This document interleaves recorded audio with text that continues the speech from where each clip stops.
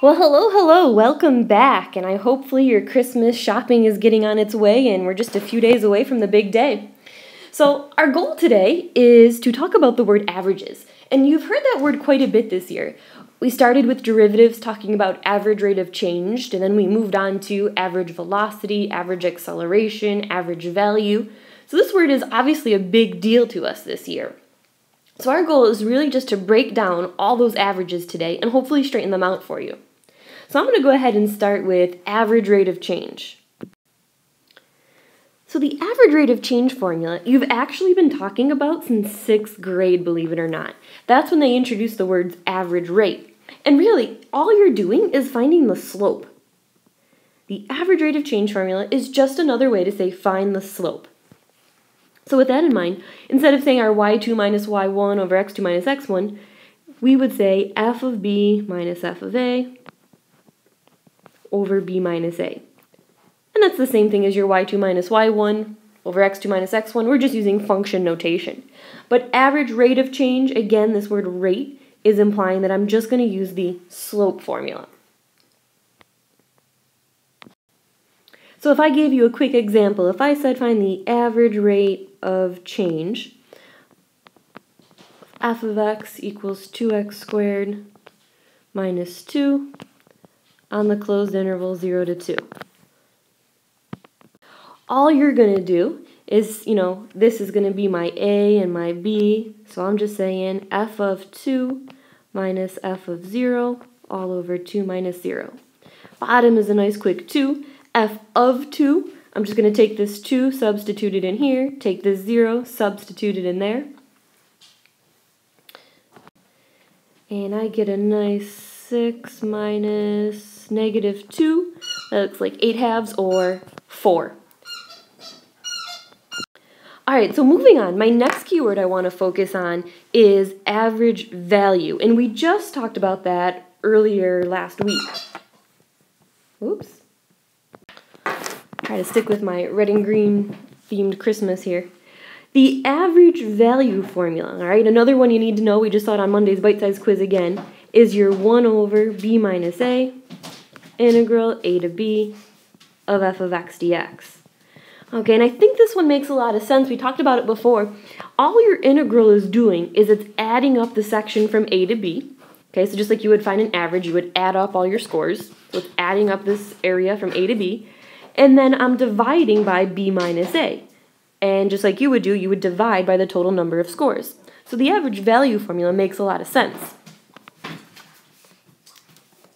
If I said find the average value of f of x equals 2x squared minus 2 from 0 to 2, all I would do is say that's 1 over 2 minus 0 from 0 to 2, 2x squared minus 2 dx.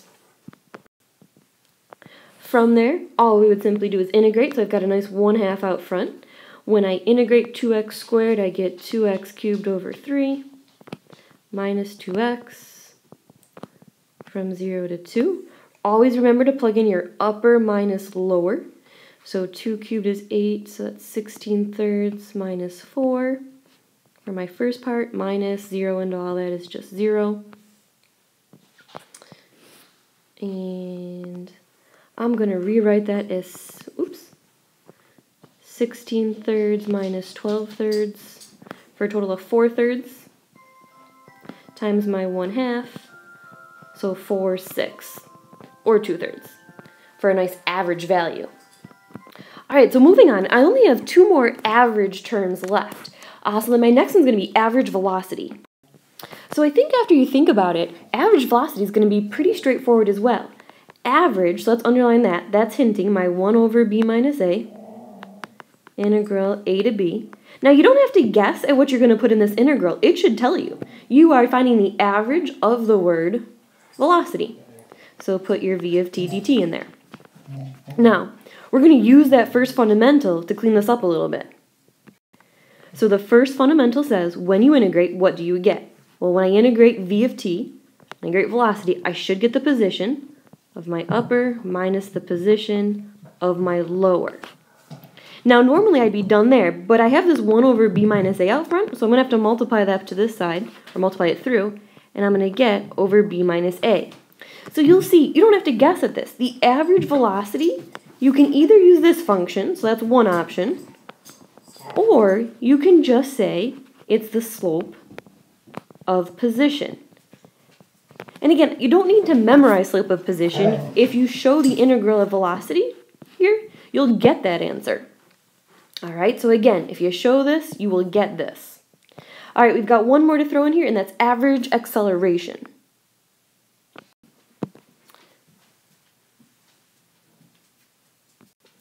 All right, so for my average acceleration, I'm going to do the exact same thing that I did with average velocity. Okay, so I am going to average, so that's my 1 over b minus a, and we just said we're averaging acceleration, so go ahead and put your acceleration inside there. Now, pause it, try it on your own, and see what you get when you integrate acceleration. Use that first fundamental. So like I said, pause it, write down what you think you get. So hopefully you're thinking, I'm going to get velocity when I integrate acceleration of the upper minus velocity of the lower, all over that b minus a. So your average velocity, again, here's option 1 to write it, or option 2, option 2 is to say average acceleration is the slope of velocity. Okay. All right, so I just have one more problem to practice for tonight, and we should be good to go. So practice these words: average velocity, acceleration, and average value. All right, here we go. All right, question A. Find the average acceleration on the closed interval 10 to 40. So again, the second you see that average, I'm thinking 1 over b minus a. There's my a and my b. So 40 minus 10, so hopefully you can do that in your head. Quick 30. From 10 to 40. And again, you don't have to guess. You are averaging the word acceleration. Now, at this point, if you had the acceleration function, you could easily integrate it and get your answer. Or you could go to your calculator. But that won't even help you because you can't type this in at all. You don't know what acceleration is. So again, use the first fundamental theorem of calculus.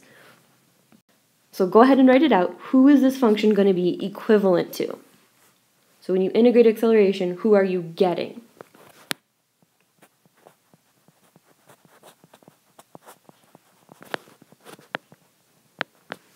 And I'm getting v of 40, so when I integrate acceleration, I should get velocity at 40 minus velocity at 10, all over 30. Now, it just so happens you happen to have this lovely chart of velocity. So just evaluate v of 40.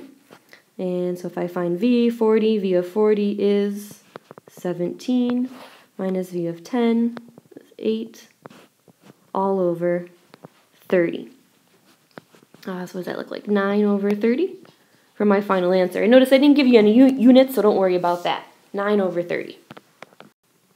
All right, letter B. Find the average rate of change of v of t on the interval 10 to 40. So now notice my words this time. I'm saying the average rate of change. Okay, so hopefully now you're thinking, take the derivative of v of t. Average rate of change. So I'm going to say v of 40, minus v of 10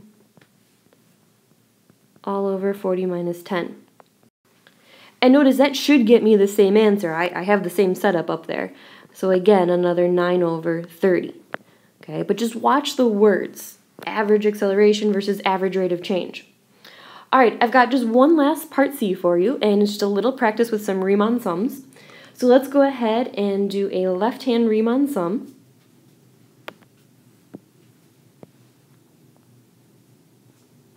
Oops. Okay.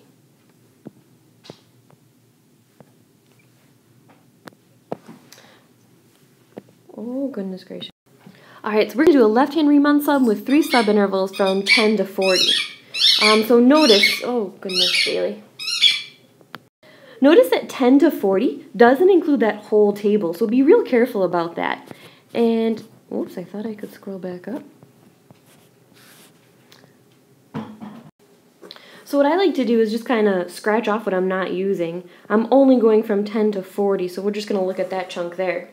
Notice we've got 3 subintervals, so go ahead and carefully break it up on your own there. I'll give you a second. And we want a left-hand Riemann sum. So hopefully you've gone 10 to 20, and then another 20 to 30, and again 30 to 40. Remember, it should repeat there. Okay. So left-hand Riemann sum, hopefully you're thinking just a nice easy rectangle, base times height.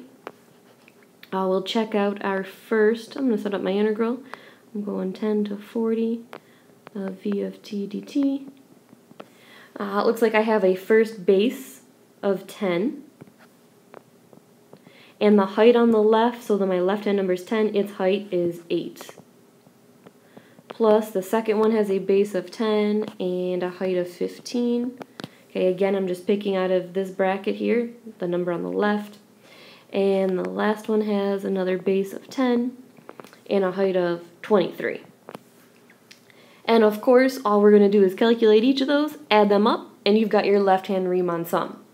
Now, if I had said right-hand Riemann sum, don't forget I'd be picking on the number on the right. Okay. Now, I certainly wouldn't do a midpoint with this section because from 10 to 20, you don't know the middle value there. So they wouldn't have you do that. They'd probably have a bigger interval if they wanted you to attack a midpoint there. So hopefully we have a nice little review, and we look forward to seeing you tomorrow. Have a great night.